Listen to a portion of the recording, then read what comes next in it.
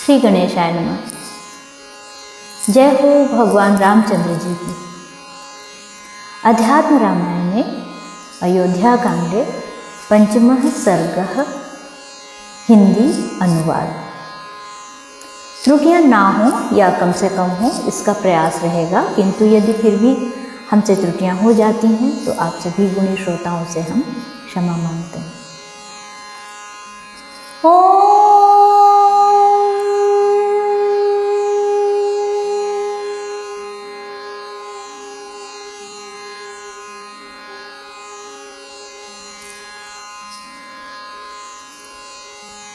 पंचम सर्ग भगवान का वनगमन आरंभ।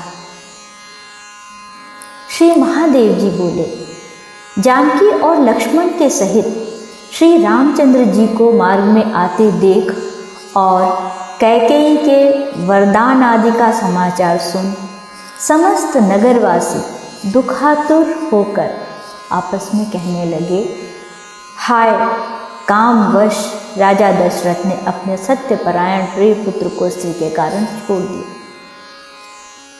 उसकी सत्यपरायणता कैसे रही और दुष्टा कैकेयी ने भी सत्यवादी और प्रियकारी राम को क्यों वनवास दिया? वह ऐसी क्रूर कर्मा और हत बुद्धि क्यों हो गई? भाइयों, अब हमें यहाँ न रहना चाहिए। हम भी आज ही वन को चलेंगे जहाँ स्त्री और छोटे भाई के सहित श्री राम जाना चाहते हैं। देखो तो आज जानकी जी पैदल चल रही हैं।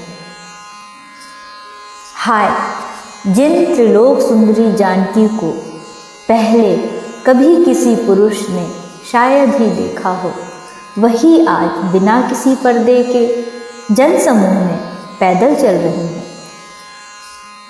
भाइयों, इन सर्वलोकैक सुंदर भगवान राम की ओर भी देखो, ये भी आज बिना हाथी घोड़े के पैदल ही जा रहे हैं। यह कैकेयी नाम की राक्षसी सबका नाश करने के लिए उत्पन्न हुई है। भाई, इन सीता जी के पैदल चलने से राम जी को भी तो बड़ा दुख होता होगा, किंतु किया क्या जाए, इसमें दैव ही प्रबल है।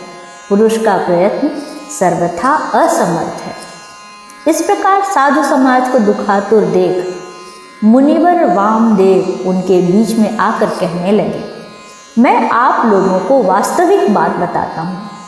आप इन राम और सीता के लिए किसी प्रकार की चिंता न करें। ये राम आदि नारायण भगवान विष्णु हैं और ये जानकी जी योग माया नाम से विख्यात श्री लक्ष्मी जी हैं।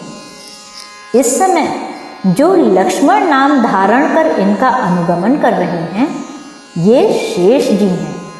ये पुरुषोत्तम भगवान ही माया के गुणों से युक्त होकर विभिन्न आकार वाले से प्रतीत हुआ करते हैं।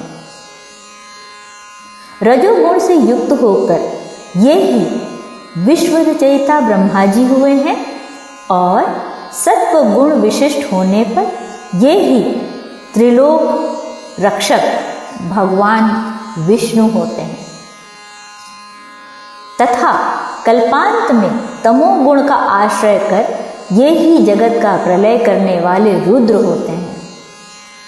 पूर्व काल में इन्हीं रघुनाथ जी ने मत्स्य रूप होकर अपने भक्त वैवस्वत मनु को नाव में बैठाकर प्रलय काल के समय उनकी रक्षा की थी। समुद्र मंथन के समय जब मंदराचल पाताल लोक को जाने लगा, तब इन्हीं रघुनाथ जी ने कूर्म रूप होकर उसे अपनी पीठ पर धारण किया था।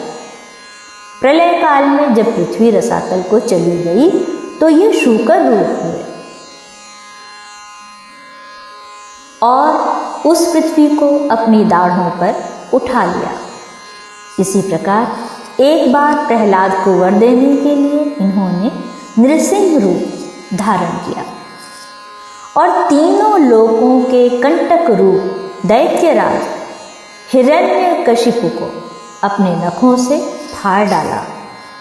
एक बार अपने पुत्र इंद्र का राज्य गया हुआ देख जब अदिति ने इनसे प्रार्थना की, तब इन्होंने वामन रूप धारण कर याचना करके उसे फिर लौटा लिया।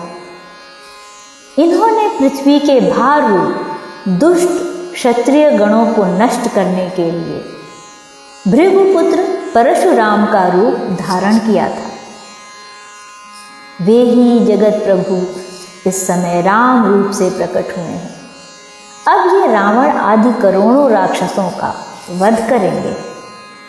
उस दुरात्मा की मृत्यु मनुष्य के हाथ ही बदी है। महाराज दशरथ ने अर्थात अपने पूर्व जन्म में तपस्या द्वारा भगवान विष्णु की इसलिए आराधना की थी कि वे उनके यहाँ पुत्र रूप से अवतार लें, इसीलिए भगवान उनके पुत्र हुए हैं। वे विष्णु भगवान ही श्री रामचंद्र जी हैं। अब ये रावण के वध के लिए आज ही लक्ष्मण सहित वन को जाएंगे। ये सीता जी जगत की उत्पत्ति, स्थिति और प्रलय करने वाली साक्षात भगवान की माया है।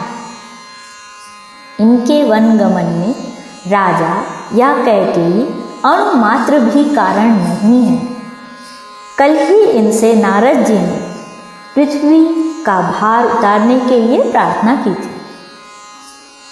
उस समय स्वयं राम ने भी उनसे यही कहा था कि कल मैं वन को आऊँगा।